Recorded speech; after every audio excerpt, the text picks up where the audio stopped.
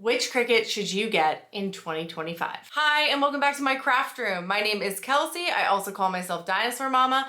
And today we are going to discuss which Cricut is right for you when you're going to purchase yours this year. So Cricut has released a lot of machines over the past few years. I feel like they've actually released more in the past 2 years than they ever have. And I want to go through what they have available for you to purchase and which one is right for you to choose. So let's head over to the Cricut website and check out what they have. So before we dive into each machine, let's go over where you can buy them and what each price is kind of on each machine. So obviously you can buy directly from Cricut.com, and they're going to have every machine here. So you can choose from the Cricut Maker 4, the Explorers, they have bundles. You'll also see the Cricut Joy Xtra, their bundles for that, the Venture, and then as you go down and you scroll, you'll see the regular Joy. You'll start to find ones that are refurbished or older machines. So they do sell machines that people have sent back in that they've fixed, and now they're selling for a much cheaper price. I think that this is a great way to go if you're on a budget and you still want a machine. I have an Air 2. I also have a Cricut Maker, the original one. And then I also like the one right here that we see in this champagne color. This is actually the exact color that I have. And then I also have a Cricut Maker 4 that I just got. So, well, I guess I got it a while ago now at this point. So overall, I think that the refurbished ones are a great deal because my Cricut Air, the 2, is wonderful. Really, the biggest changes from the 2 to the 3, which we'll talk about, is the addition of using smart materials and also the speed. So you can definitely get some great deals over on Cricut, and this one includes a Cricut Access subscription. So you'll see there's definitely different things here. I mean, obviously, I don't usually promote Cricut Access, but you do get a lot in these bundles. I don't love their materials, but for the price, it's really not that bad. Now you can also go and shop at Michael's if you are US based, and they have some options here. Like for example, this Cricut Explore 4 in Sage, you can only get this color at Michael's. So if you wanted that specific color, you'd have to shop here.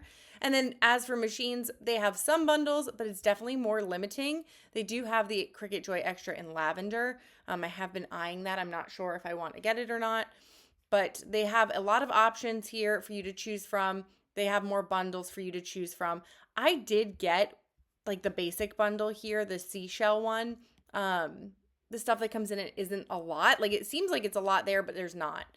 The other places that you can search for are Hobby Lobby, but they are very limited on what they have in terms of machines. And then of course Amazon, and this is Cricut's actual storefront in Amazon. So they have a lot of stuff that they would have on Cricut.com over here because it's basically the same. They just don't have those refurbished machines. So keep that in mind.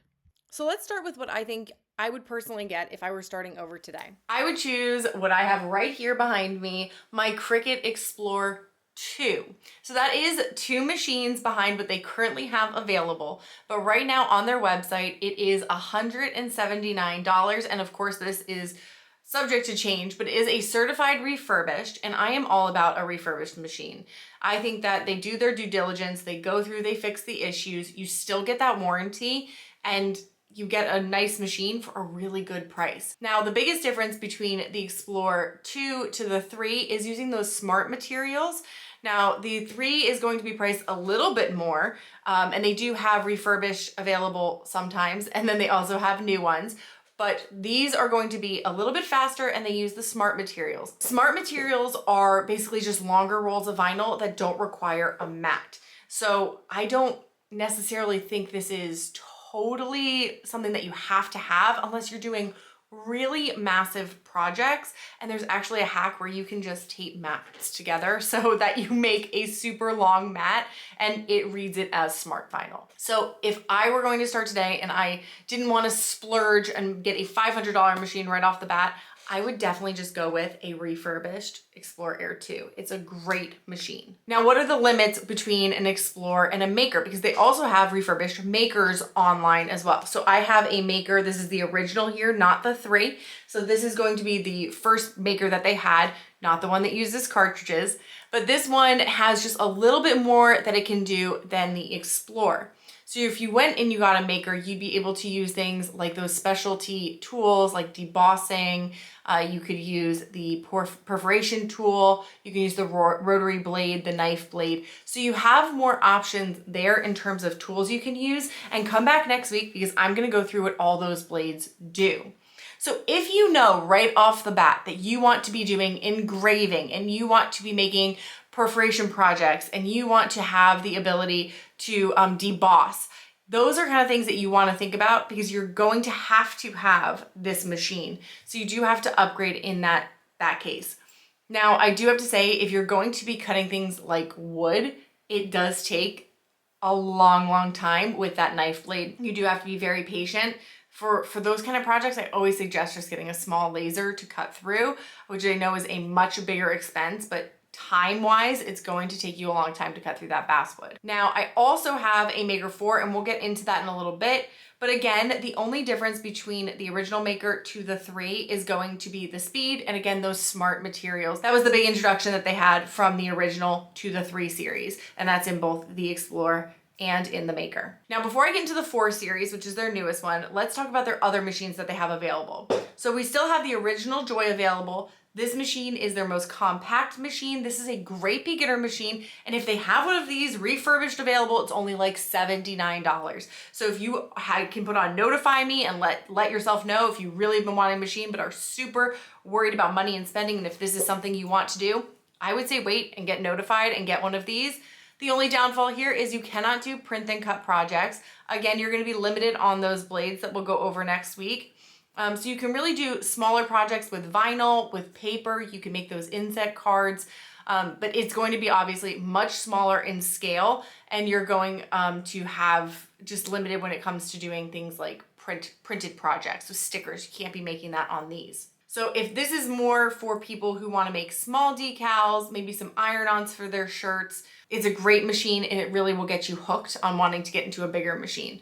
So it's not my first choice, but price-wise, it's excellent. The next machine is relatively new. I would say within the past 2 years, they introduced the Cricut Joy Xtra, and they just released this in a nice lavender color, as I mentioned before on Michael's.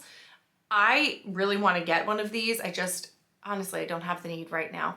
But it's a great machine. It does everything that a Joy does. It's a little bit bigger and it does print and cut projects. So that is the big upgrade from the original Joy to this Joy Xtra. That's the extra, is that it's able to read those registration lines and you can make stickers. So if that is something that you really want to do, but you don't want to do all these bigger projects with the Maker, then I would suggest getting this. So you can still do your vinyl projects, your HTV. You're just gonna be limited in your size a little bit. You can't do the 12 by 12, but you'll be able to do long projects, but they're just gonna be a little bit, width-wise, they're gonna be a little bit shorter. So if you're looking to get into something, again, but you don't wanna spend the money, this is a great option. However, if I were to go and look and I would say, oh, should I get a Cricut Joy Xtra or should I get an Explorer Air 2? I would just go with the Explorer Air 2. Because even though it's slower and you can't do those smart materials, you can still get bigger projects. But again, that's my opinion. You know, if you feel like the Joy, because it's newer, is better, absolutely you should go for it. So the next one I want to talk about, I do not own. I don't ever plan on owning because again, I don't have a need for it, but I know some people do, is the Cricut Venture. This is their biggest machine. It takes a 24 by 24 mat. It has that little thing underneath if you're doing huge vinyl projects so that you can catch vinyl and it'll keep rolling it through. If you're a hobby crafter, I don't think you need this, but if you want it and you want to make big fun projects, absolutely. So it does give you more options here in terms of size. That size and speed. It is a little bit faster than this original series. I think it might be on the same level as the 3 or the 4, but in terms of what it's used for, like I just don't see a huge use for it. However, people say that they really like it. So if this is what you've been looking at, if it's in your price range and you want to be able to make those really big projects, absolutely you should go for this. I've heard nothing but good things about it, but that is what that machine is for. I would say most people would opt to go for like a Maker or an Explorer if they're looking at size-wise, because you can do those longer projects if you do the mats together. I believe that the original machines here are going to limit you to that 12 by 24 mat. But if you went up to a 3 or a 4, you'd be able to get more length. So you do have to keep that in mind. You can always piece projects together. So it's like if you had a project that was, I don't know, 27 inches, you can always kind of like cut it off and attach together. There are ways around it. So that's one limitation with these. However, I don't think it's necessary to go for a full-blown Venture, but if you really have your heart set on it, then that's the machine you should get. Now, the last series that I want to talk about are the 4. I did get a 4, I want to say back in June of this year. I don't know, maybe before that, maybe May. It's a great machine. I was actually very surprised on how I felt about it because I thought it was a little ridiculous that they sent out a whole new machine solely based on speed. That was honestly the only upgrade that they had for the 4 series on both the Maker and the Explorer. The price point is decent compared to the other machines. They have a lot of those bundles. They are great machines. So if you want the best machine on the market that can do the most, you're gonna go for the Maker 4. It's going to be able to give you those longer projects. You can use the smart vinyl. It goes really fast. You have all the materials that you can use with all of those blades with this Maker 4.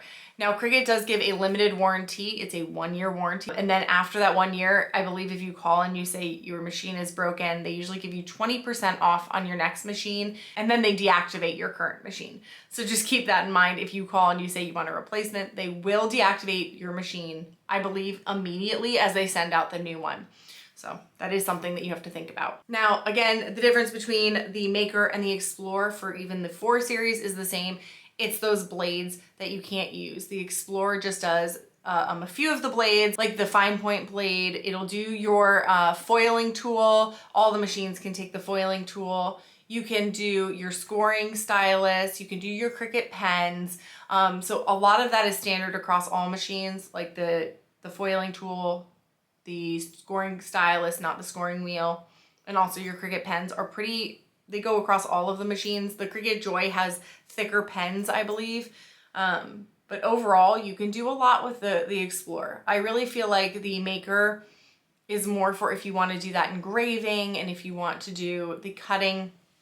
But if you feel you're just going to be doing vinyl projects, paper projects, heat transfer vinyl, I would definitely go with an Explorer series. I love my Maker. My new one, I use it often, is my most used machine now, mainly because I feel like I've only been using one machine at a time, and it's the fastest one, so that's the one that I go with. I have been debating getting a Cricut Joy Xtra, but again, I don't have room for it and I really don't need it, so I'm not going to spend the money on it.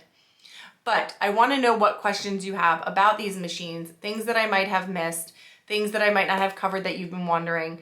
Leave them down in the comments below so that I can help you find the perfect machine for you this year. And if you're asking for one for the holidays this year, I hope that this video has helped you. Please don't forget to give this a thumbs up if you enjoyed it. Subscribe for more crafty videos and share this with one of your friends who has been debating getting a new machine. I will see you soon in my craft room, and stay crafty.